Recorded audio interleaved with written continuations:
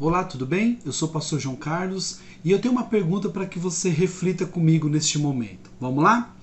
Deus tem um propósito para a sua vida? Se Deus tem um propósito, o que é propósito?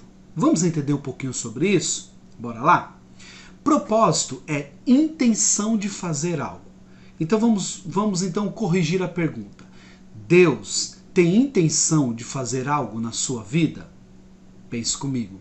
Segundo, propósito é projeto. Deus tem projeto para a sua vida? Terceiro, propósito é desígnio. Você foi designado por Deus para alguma coisa? Deus tem isso para você? Pense comigo, querido. Quarto, objetivo.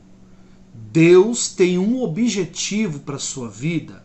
Deus chamou você para algo significativo, importante, para cumprir algo sobre aquilo que Ele deseja sobre você. Quinto, intuito. Deus tem um intuito para você. Ele deseja algo para você, finalidade. Deus tem finalidades para a sua vida.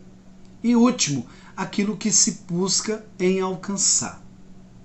Propósito é tudo isso que acabamos de dizer. E precisamos entender, queridos, se Deus tem tudo isso para nós. A resposta é sim. Deus tem um propósito para a sua vida, sim. Porque se propósito é a intenção de fazer algo, pode ter certeza, querido, você não nasceu simplesmente por nascer. Você não está aqui por um acaso.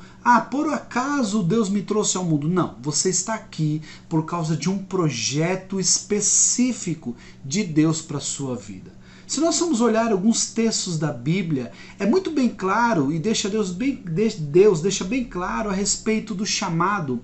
Até antes das pessoas serem formadas, o salmista diz que ele ainda estava informe no ventre da mãe dele, mas o Senhor já o chamava. Jeremias é chamado ainda no ventre da mãe dele. Então, o projeto de Deus ele está muito mais além do que aquilo que nós imaginamos. Deus, ele olha para as nossas vidas e para os planos que ele tem, para o propósito que ele tem para as nossas vidas, de uma forma muito diferente daquilo que nós olhamos para Deus. Nós muitas vezes olhamos para Deus de uma forma muito superficial e queremos nos relacionar com Deus de uma forma muito superficial. Mas Deus ele é muito claro, objetivo e específico nos projetos dele. Ele sempre faz as coisas com significados. Deus sempre cria e faz coisas com propósitos.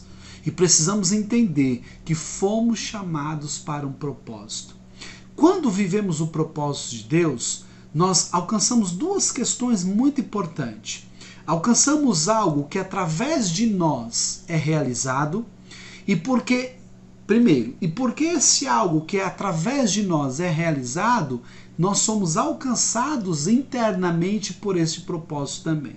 Então, quando eu vivo o meu propósito, eu vivo para algo externo, mas porque eu vivo e obedeço ao Senhor por questões externas que não tem a ver comigo, a minha vida também é abençoada por eu viver aquilo que não tem a ver comigo, mas eu também sou alcançado. Entende isso, queridos? Então, quando eu obedeço o Senhor, eu não obedeço o Senhor por minha causa, eu obedeço o Senhor por causas que não são minhas, são do Senhor, que são maiores do que eu. São projetos que não têm a ver comigo, são maiores do que eu, mas por isso eu também sou impactado por esses projetos. Porque é incrível, queridos, que quando nós obedecemos também somos alcançados pela graça do Senhor. Tem dois exemplos na Bíblia muito claros sobre isso. Gênesis 6, do 13 em diante, fala de Noé. Noé é chamado para, num mundo perverso, cruel, ele é chamado para construir uma arca. Noé, limitado de pessoas para o trabalho, limitado de materiais, ele vai e obedece o Senhor. Segundo os historiadores, os teólogos, Noé, ele leva mais ou menos 100 anos para construir essa arca. E ali havia claramente dois significados ao construir aquela arca.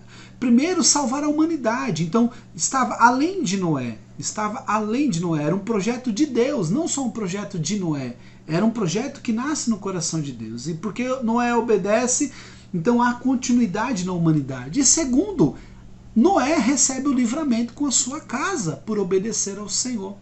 Então os projetos de Deus, os planos, os propósitos de Deus, eles não só estão ligados a mim, mas eles estão ligados àqueles que me cercam e àqueles que o Senhor colocará na minha vida. Isso é um propósito. A mesma coisa fala em Gênesis 12, do 1 em diante, sobre Abraão.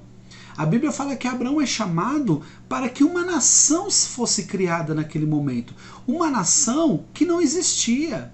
Ali é um grupo de pessoas que não tinham uma identidade fixa, e ali nasce uma nova identidade, é criada uma nova nação, a qual é a nação que Deus escolhe para usar como modelo e como exemplo, não só no período do Antigo Testamento, no Novo Testamento e na eternidade. Então, olha o tamanho do projeto na vida de Abraão. E quando Abraão ele entende esse projeto, ele vive esse projeto, ele sai daquele contexto que era dele para viver algo que estava maior, que era maior do que ele, que era a vontade de Deus, a vida dele também é alcançada por isso. Incrível, queridos. A vida de Abraão também é abençoada. Né? Abraão também recebe filhos da promessa, Abraão também recebe a bênção, a provisão, a providência, os milagres são manifestos através da vida de Abraão.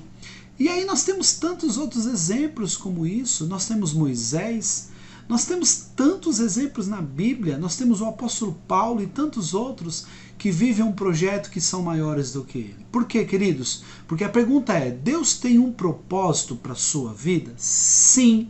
Deus tem um propósito para a sua vida. E propósito nós já dissemos agora que é intenção de fazer algo. É um projeto, é um desígnio, objetivo, intuito, finalidade. Isto é propósito. Deus chamou você para tudo isso e muito mais.